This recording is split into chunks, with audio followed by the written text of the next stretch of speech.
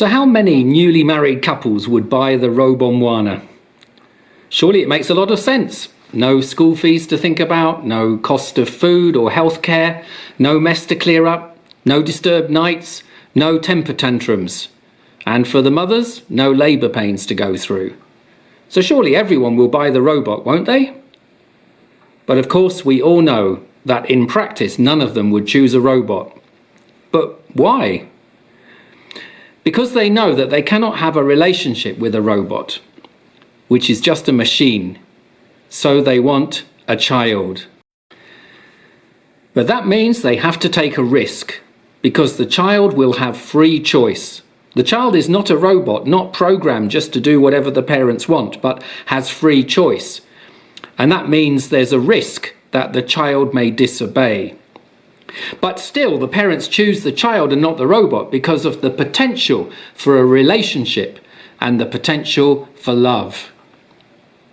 And even though parents go through many challenges bringing up their children who may become ill, there may be financial strain, there may be arguments, there can be many challenges along the journey.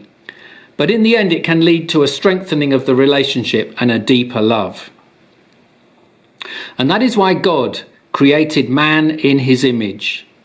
God could have made robots, could have made things that would have just done whatever he programmed. But in the same way, he chose to make man in his image. And that meant that God took a risk because man had freedom to rebel. And tragically, that is what happened.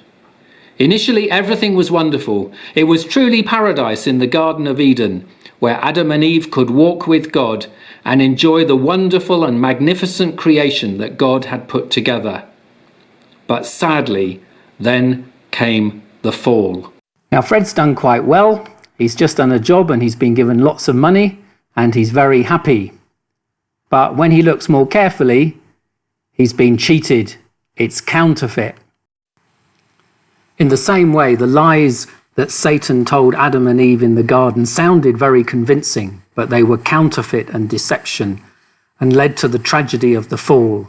God had given them a free choice, but they disobeyed and ate the forbidden fruit. And the result was their relationship with God the Father was damaged and broken. And he had no choice but to push them out of the garden and banish them and put a barrier to stop them ever returning. How sad it had been. We read about it in Genesis 3, that this barrier nobody could pass through. The fiery sword and the cherubim blocked the way. This was the terrible fall. They were out in the cold, among the thorns in the barren place. There was no way back to paradise. They were helpless and hopeless, and all seemed lost. Humanly speaking, no answers were there. But wonderfully, amazingly, God had a plan even then for the first Easter, a plan so outrageous and shocking that it would seem too good to be true. And yet, once again this year, we celebrate the wonder of Easter.